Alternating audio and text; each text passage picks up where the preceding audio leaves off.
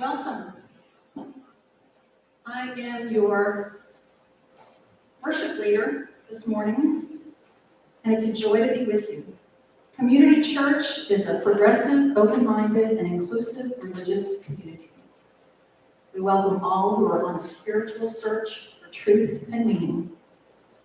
Ours is a faith in action as we do the work of social justice and elevate compassion in our quest to live ethically, recognizing the inherent worth and dignity of every being.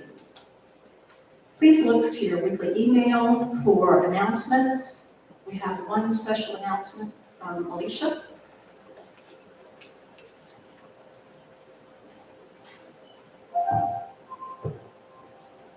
Good morning. Good morning. So next week is a Soapbox Sunday service, and if you've never done that with us before, it means that instead of having one speaker during our weekly message time, we are going to have several. And so people will be invited to speak up to 3 to 4 minutes on a topic, and the topic is going to be, why have you chosen to be part of this community? And that's something that is kind of open to interpretation, so people can interpret it in different ways.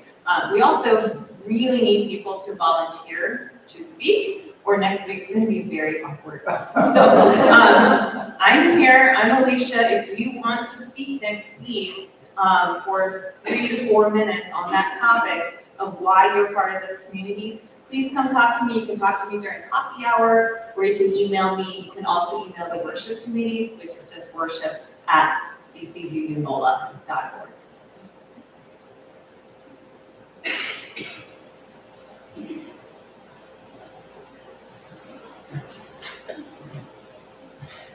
We'd like to welcome any new and returning visitors today. We hope you'll stay after the service for refreshments and fellowship. In the spirit of fellowship, please turn to your neighbors, especially those you may not know, and say hello.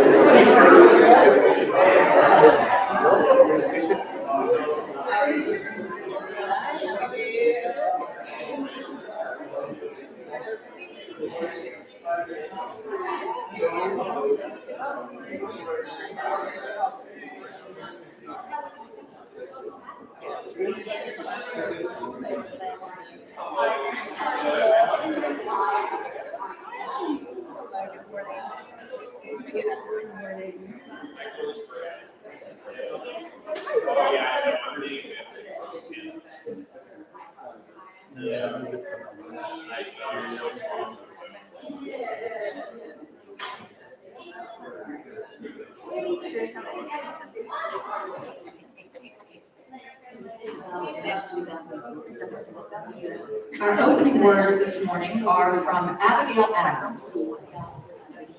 But let no person say what they would or would not do, since we are not judges for ourselves until circumstances call us to act.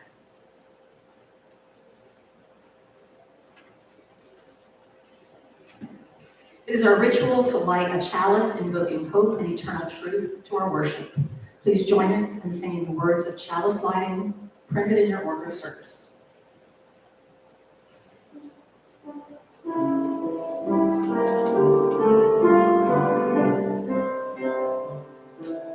Light this flame to offer the light of truth that knowledge and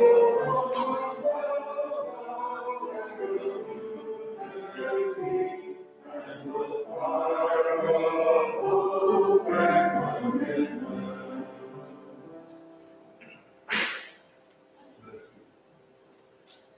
So, as you know, these are our shared values of Unitarian Universalists. This word right here is equity. Equity means fairness, basically. And our founding fathers of this country like to think they were being equitable or fair when they started this country, but in many ways they definitely were not. But we keep working toward that goal. We have to think of that as an ideal that we're working toward every day. And sometimes we do things that make life more fair, a little more fair, and a little more fair, and then something happens, somebody makes a new law or a new rule, and then we go backwards a little bit and make things less fair.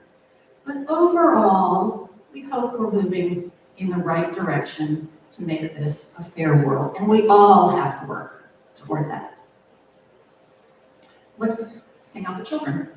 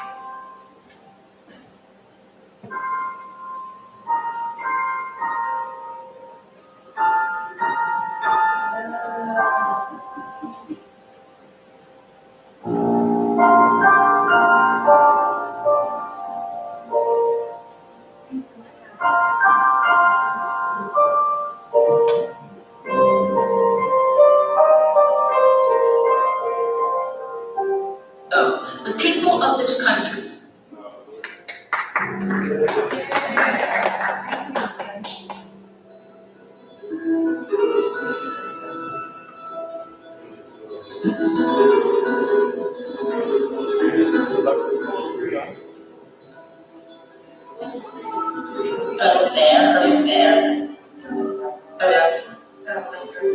Okay.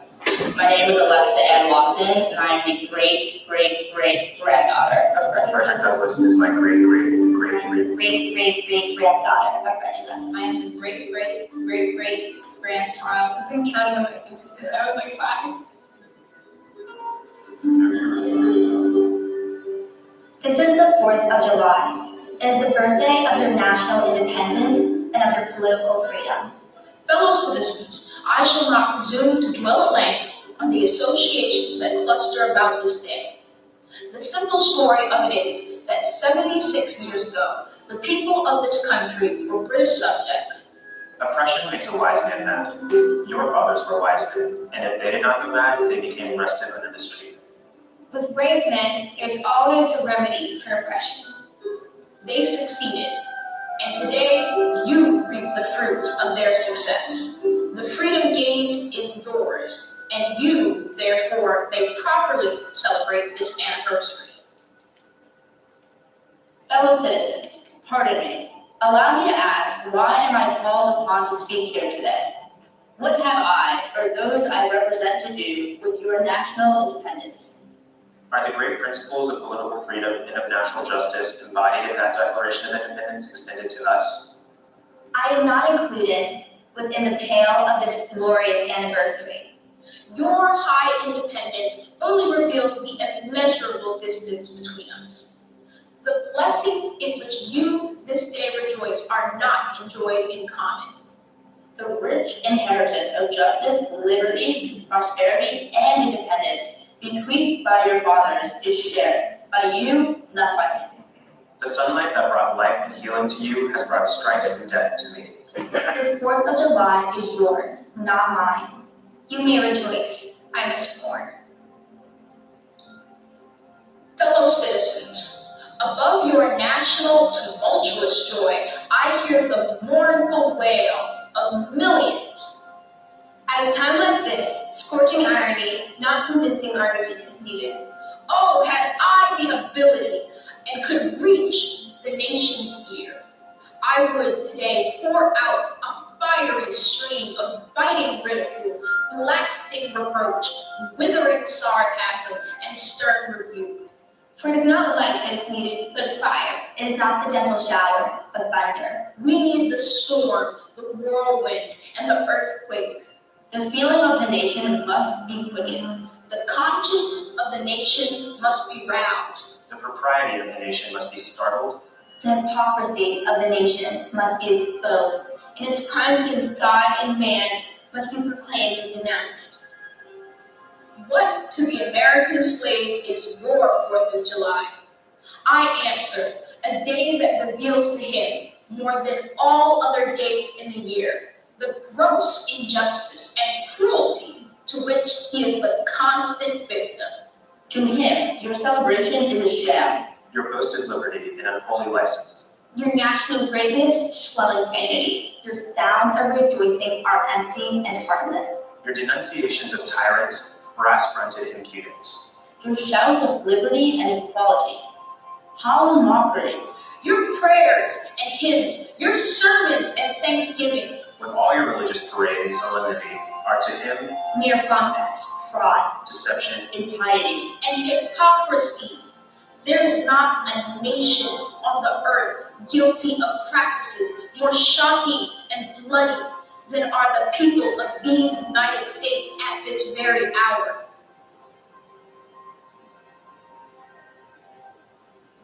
Allow me to say in conclusion, notwithstanding the dark picture I have this day presented of the state of the nation, I do not despair of this country.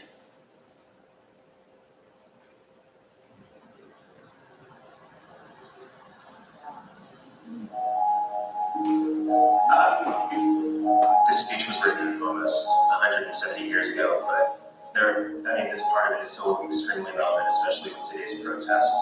I think that when people are oppressed, they feel silenced, and if someone feels silenced, they get angry. There are certain tactics that you need to use to get people to really hear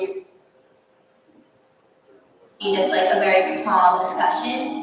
I think he's mostly talking to people who are already on his side, but believes that they can still try to talk this out. or that things are still justifiable. I know a lot of people at the time were saying, and people now are still saying that it's not as bad as it could be.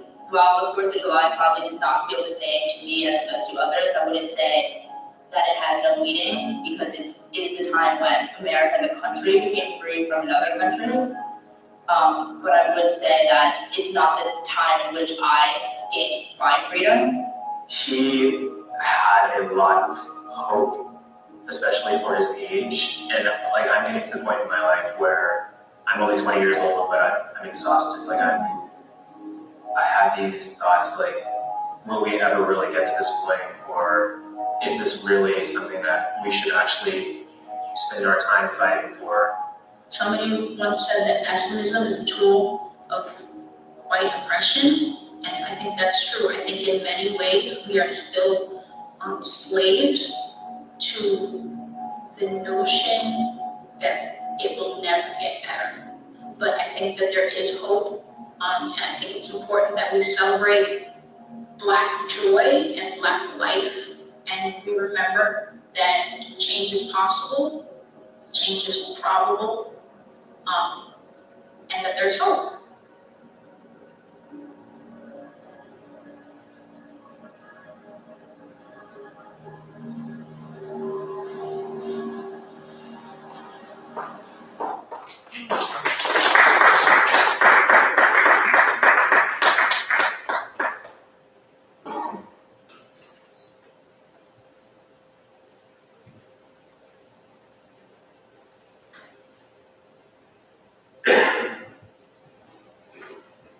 Thanks for bearing with us. I really wanted to show that, so.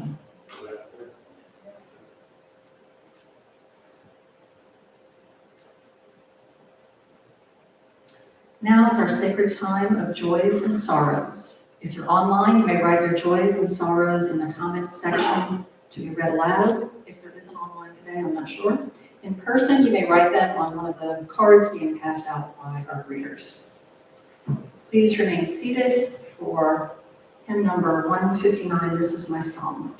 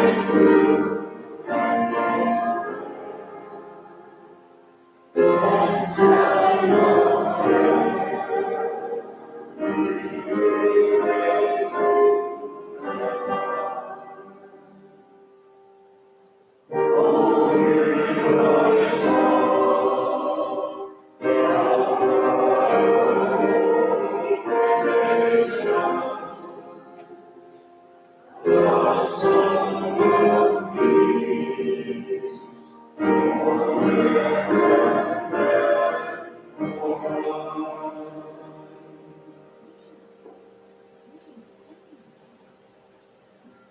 From Cynthia, this week I didn't hug a tree hugged me.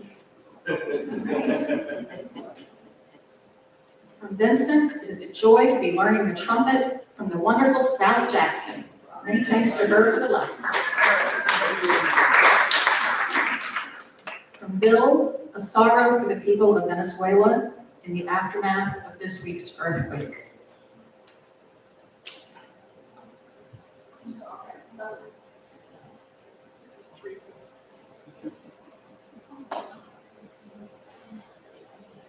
From Jim, a sorrow that we as a country are still so far from realizing our founding principles of freedom and justice for all.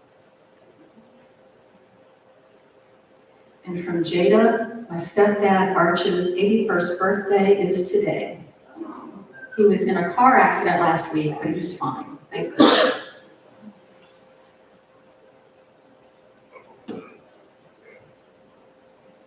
Now we'll light 2 more candles and pause for a moment of silence, recognizing the joys and sorrows of those in our community, spoken and unspoken.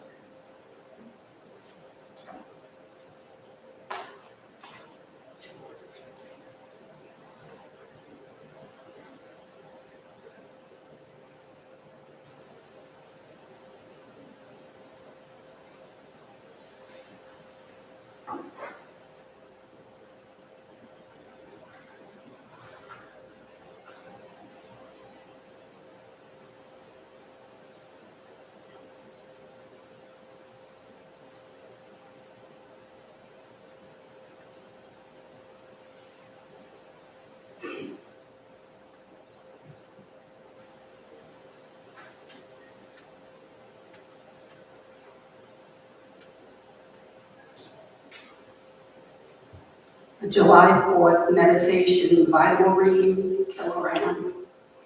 Spirit of life and love, I come before you, black and brown and red and yellow and alabaster.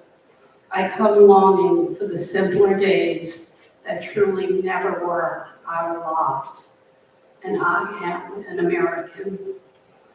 Hear these voices as in the complexity of our days.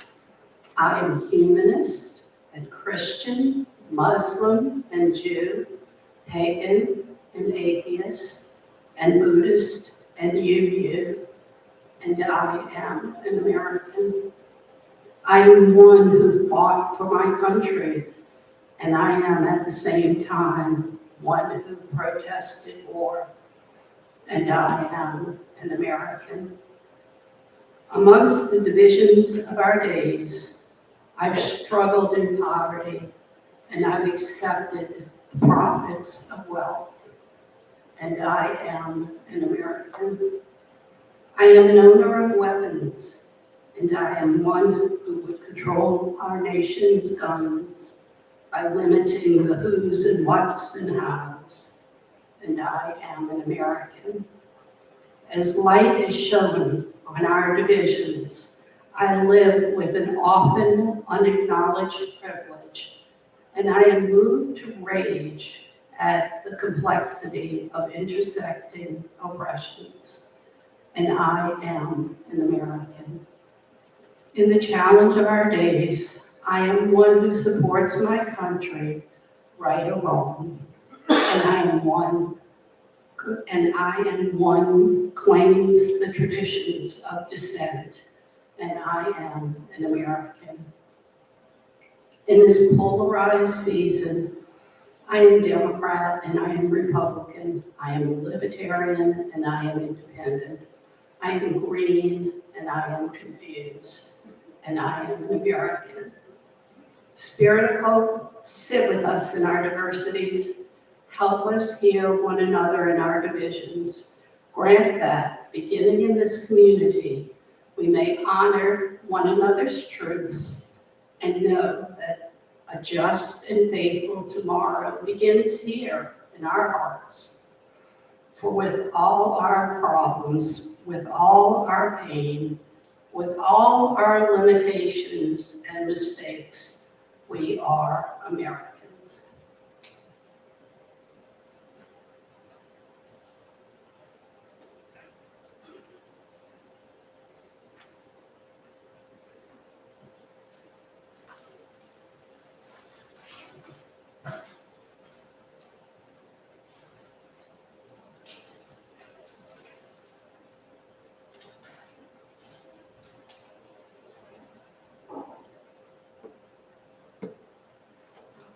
In March of this year, Kathy and I attended a Together Louisiana leadership training. It included a plenary session led by one of the lead organizers, a woman named Surya Kalra. Hopefully you'll be hearing a little bit more about Surya in the near future. Surya talked a little bit about the Declaration of Independence and this book, Our Declaration, a reading of the Declaration of Independence in defense of equality.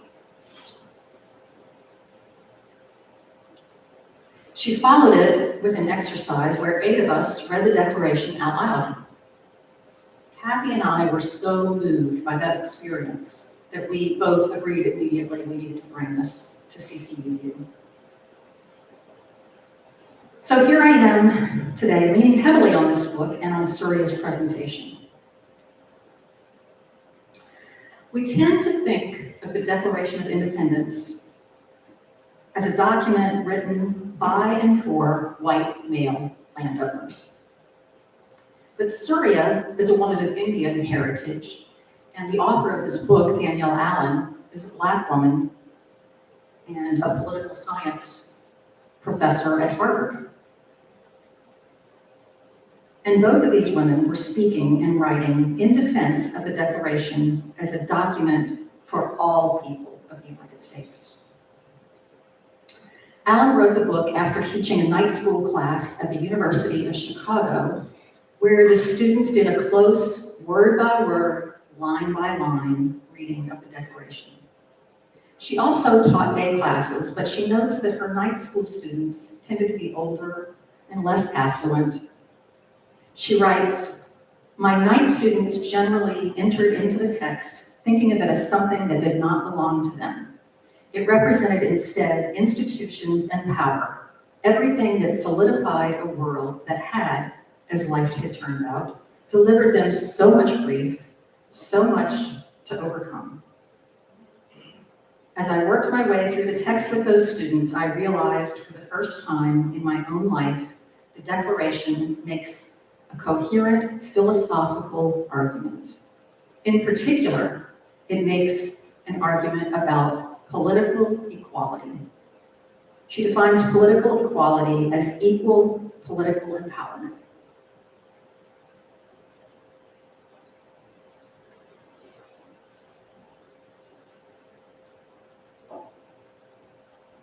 We think of Thomas Jefferson as the author of the Declaration. That's not entirely true. In fact, the Founding Fathers formed a committee of 5 people to write it, including John Adams and Ben Franklin. And then, well, first of all, let me just say this. Ben Franklin was asked first to write the first draft, but he was an old man by that point. And he said, "Oh, I'm old, I'm tired, my back hurts, I've got gout." Give it to that young guy, Tom Jefferson, who was a junior delegate at that time, and only 33 years old. Then a committee of 5 made substantial edits, and then it was taken to the full Continental Congress, and even more changes were made, and some pretty dramatic changes. Our nation was formed during the Age of Enlightenment. Many of the ideas and some of the exact language Jefferson used came directly from Thomas Paine and John Locke. I think it's fair to say that liberalism and Unitarian Universalism were heavily shaped by the Enlightenment. These 6 values right here were heavily shaped by the Enlightenment. But the movement was characterized by deep contradictions when it came to the issue of true equality for women and minorities, and particularly when it came to slavery. I don't think for 1 minute that anyone other than the sociopaths of 1776 truly believed that slavery was morally acceptable. But many people believed it was in their own best interests and the best interests of their communities. But Danielle Allen argues that slavery was maintained in our new nation for another reason that she calls habit. I'm not sure if that's the word I would use, but I understand her point. She uses the example of women and stiletto heels. You know, we put on high heels, it makes us taller, makes us look like we have long, slender legs. In some ways, it makes us feel a little bit more powerful, maybe. But the flip side of that is, it hurts our backs, it hurts our feet, it hurts our knees, but we keep on wearing them, at least for a little while. Even though we know we shouldn't. Allen calls that habit, but I would say it's more about a perception that the benefits outweigh the disadvantages. And that's why the enslavement of human beings was continued in our new nation.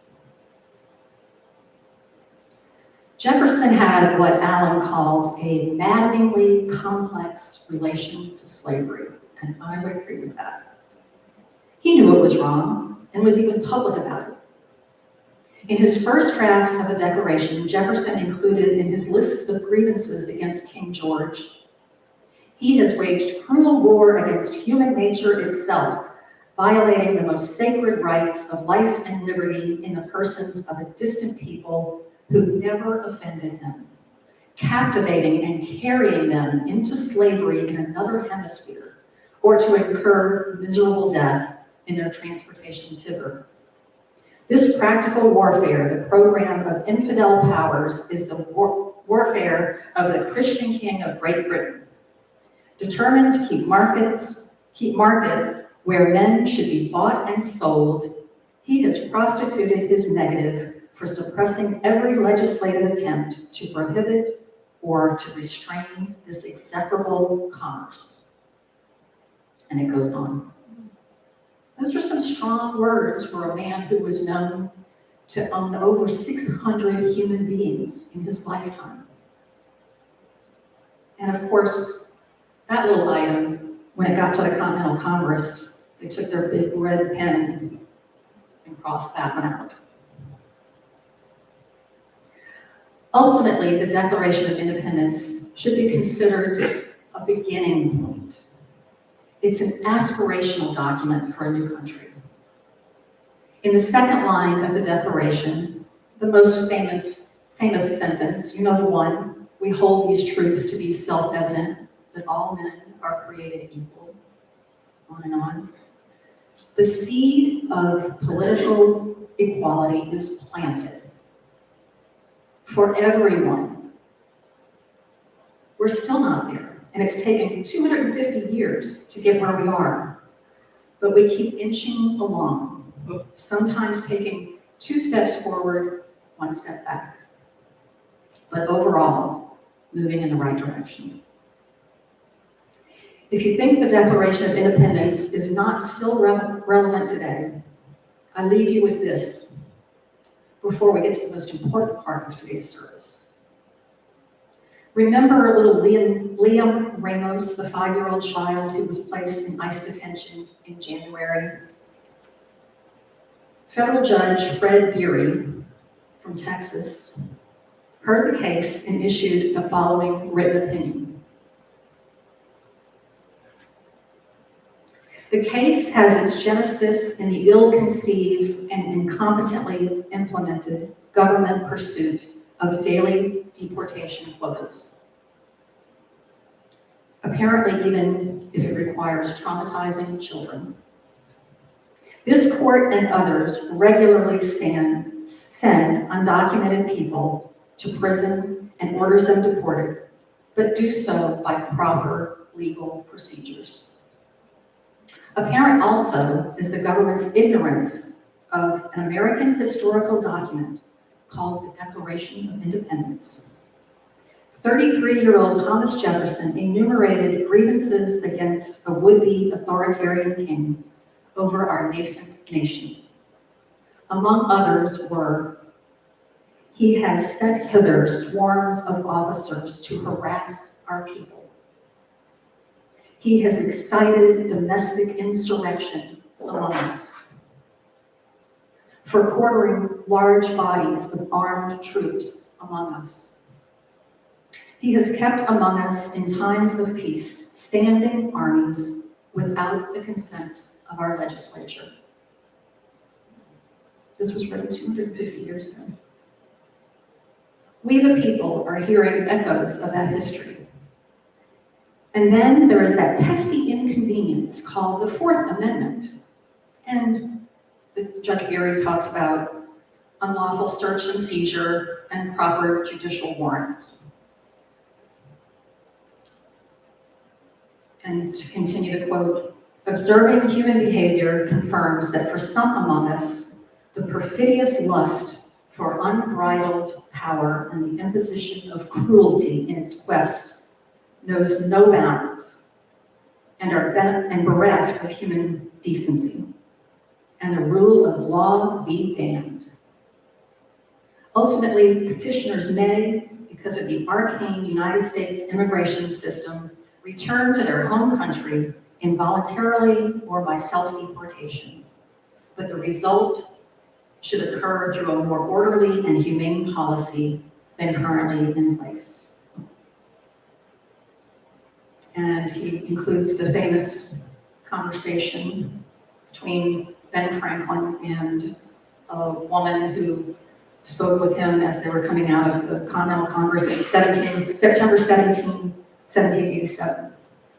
Well, Dr. Franklin, what do we have? A republic, if you can keep it. And the decision concludes with a judicial finger in the constitutional dike. It is so ordered. And now on to our main event this morning.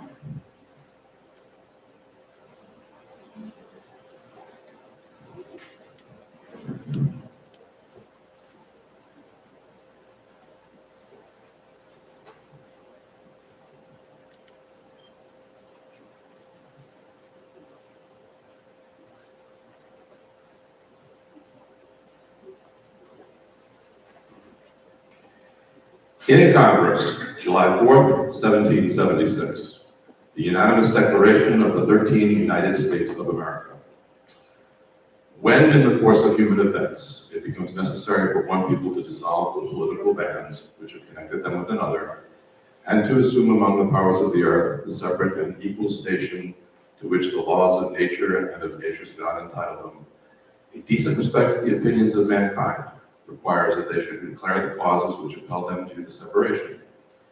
We hold these truths to be self-evident, that all men are created equal, and that they are endowed by their Creator with certain unalienable rights, that among these are life, liberty, and the pursuit of happiness. That to secure these rights, governments are instituted among men, deriving their just powers from the consent of the government. That whenever any form of government becomes destructive of these ends, it is the right of the people to alter or to abolish it, and to institute new government, laying its foundation on such principles and organizing its powers in such form as to them shall seem most likely to affect their safety and happiness. Prudence and deed will dictate that governments long established should not be changed for light and transient causes, and accordingly, all experience has shown that mankind are more disposed to suffer while evils are sufferable than to right themselves by abolishing the forms to which they are accustomed. But when a king,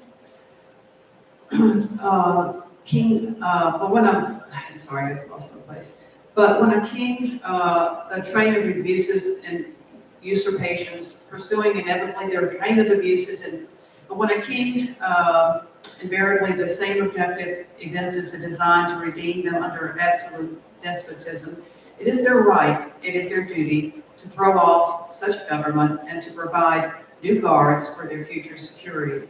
Such has been the patient sufferance of these colonies, and such is now the necessity which constrains them to alter their former systems of government. The history of the present King of Great Britain is a history of repeated injuries and usurpations, all having in direct object the establishment of an absolute tyranny over these states.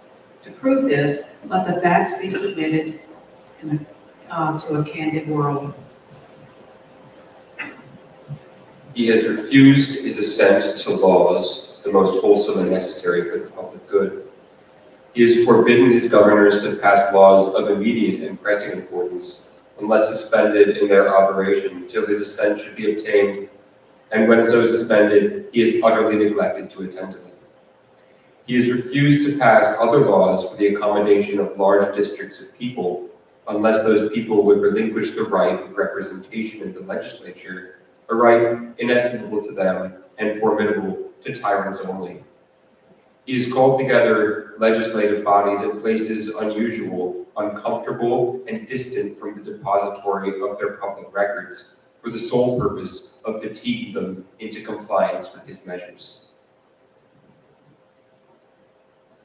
He has dissolved representative houses repeatedly for opposing with manly firmness his invasions on the rights of the people.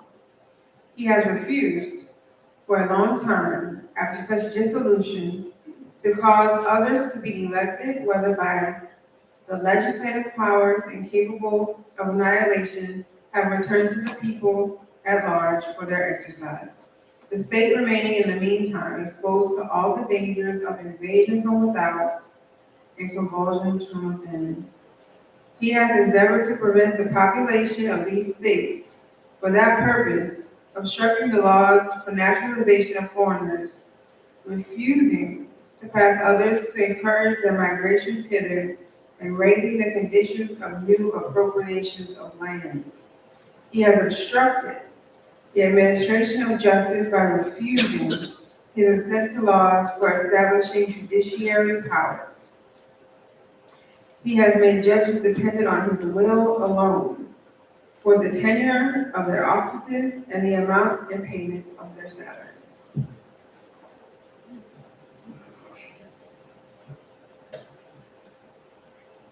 He has erected a multitude of officers to harass our people and eat their substance. He has kept among us, in times of peace, standing armies without the consent of our legislatures. He has affected to render the military independence of and superior to the civil power. He has combined with others to subject us to a jurisdiction foreign to our Constitution and unacknowledged by our own laws, giving his assent to their acts of pretended legislation.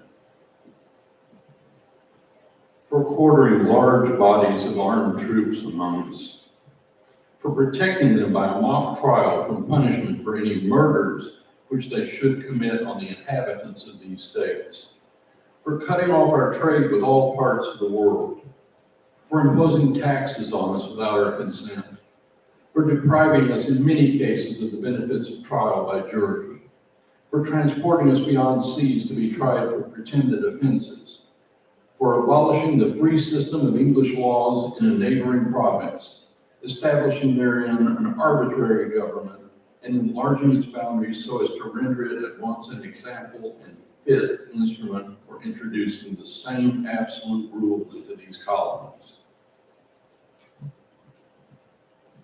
For taking away our charters, abolishing our most valuable laws, and altering fundamentally the forms of our government.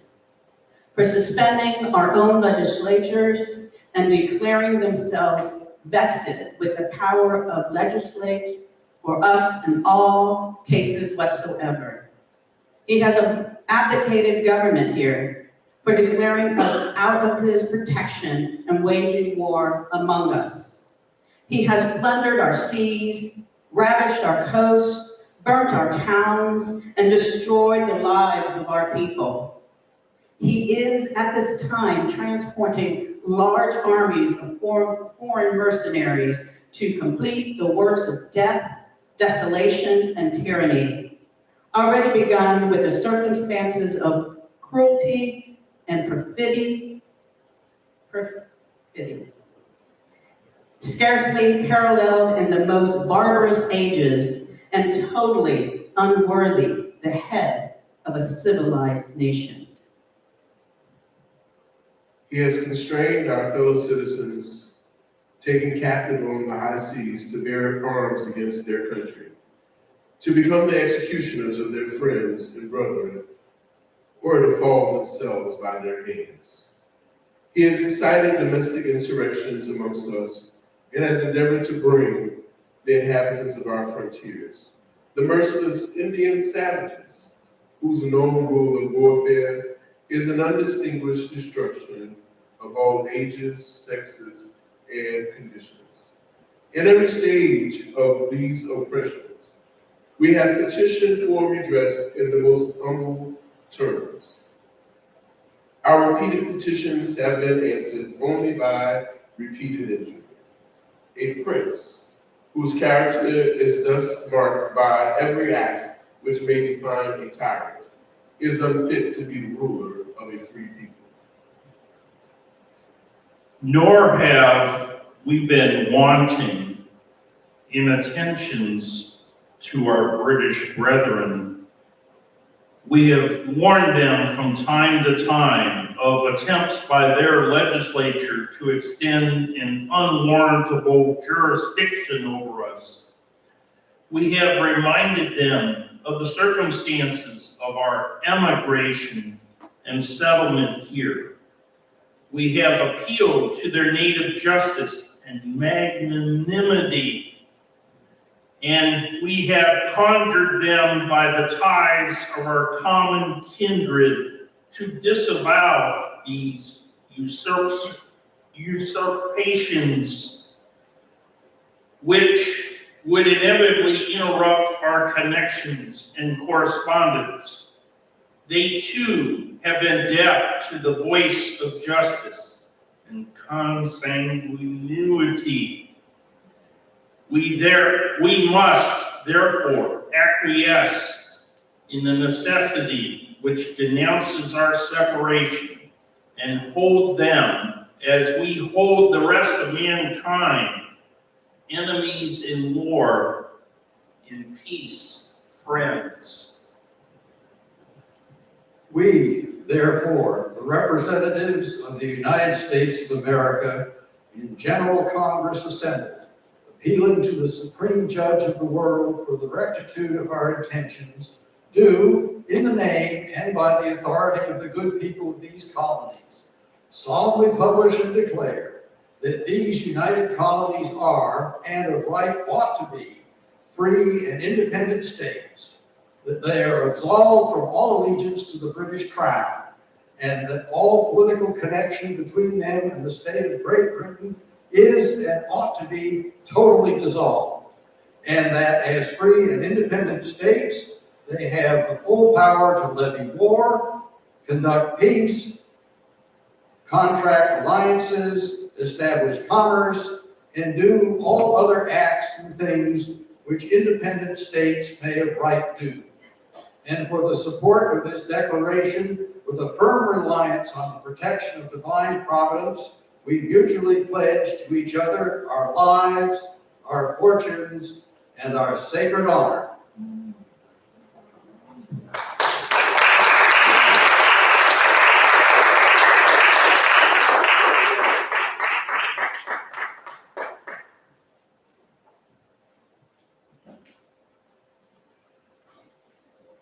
We now have just a few minutes if you have any comments about this today.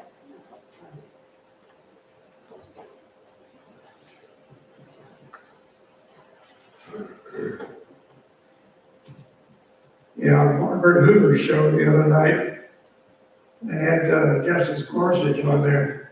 She was interviewing him about this Declaration of Independence. And he brought out something I hadn't really thought of, but these people actually did suffer the slings and arrows of their actions. Some of them were actually hanged. One particular person, one particular Simon that he noted had lost all of the money that he had accrued. He had given up on his slaves, and he died a pauper as a result of being a signatory to this thing. So this wasn't just a bunch of hot-sounding words. This was things that these people actually did pay for with their lives, their fortunes, and their sacred life.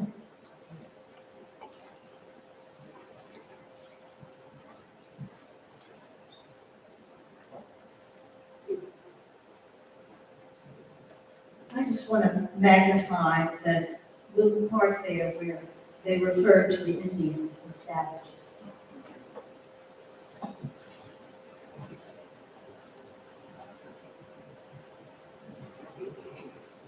Thank you for your comment. It really seems like almost all of these things are just about Trump. He refuses to assent to laws, he dissolves rightful governments, he quarters large amounts of armed troops among us and harasses us with his officers. I mean, you could go on and on and on. It's all, I mean, tyrant, right? And Britain, 250 years ago. Good morning. Buenos dias. This is the greatest country in the world today. You must have done something right. Lately, we are in the wrong, clearly in the wrong. We've lost credibility in the world. You know, just look, just think about our great heroes. Maya Angelou comes to mind. Paul Robeson. Have you heard of Paul Robeson? Amazing man. No one studies Paul Robeson in elementary school or high school. Why? Because they want to erase him. The best of America is being erased from collective memory to ignore those true beacons of light, you know. So I encourage every American and people at CCUU and all Unitarians are pioneers. They have always been pioneers, even our founders, you know. They were members of the Unitarian Church in Alexandria, Virginia. So we have the power, you and I have the power to change things. I've been in the streets of New Orleans for 36 years, taking care of the poor. In the beginning, English is not even my native tongue, and I was not born here, you know, but I felt my sacred duty to serve the most marginalized. CCUU is in a prime position to change things. Thank you.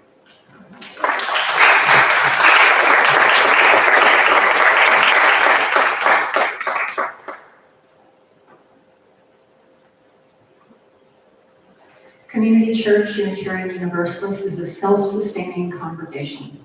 Members and friends' generosity help us do the sacred work of bringing justice, spirituality, and compassion to our community and beyond. You can give online, by text, or in person this morning. See the information on the back of your order of service for giving by text. Please remain seated for our offertory hymn number 1035 in your little teal hymn roll. Freedom is coming.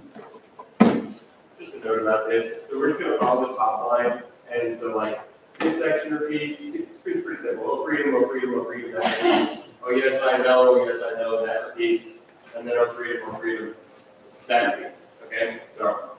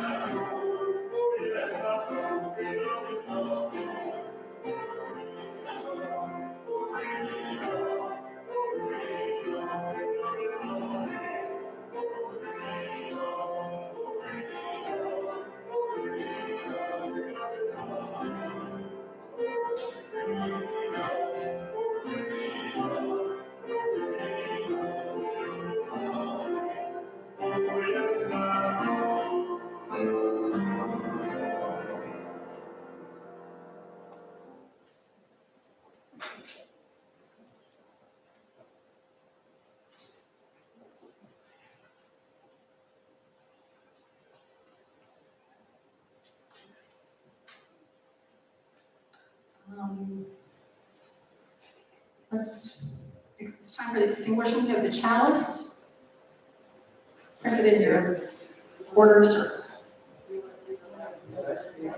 I'm sorry? Oh, yeah, we have to do that, don't we? How did I skip that? Let's do the closing one first. The words are printed in your order of service and we'll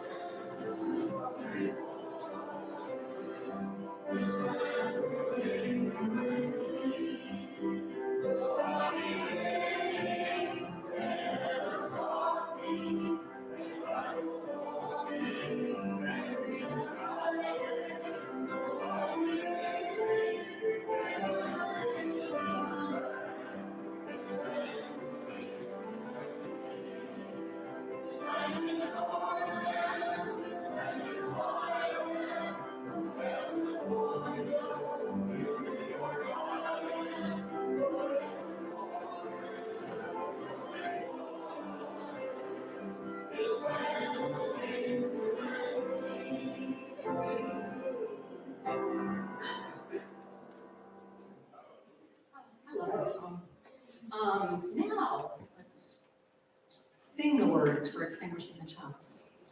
Put it in your order of service.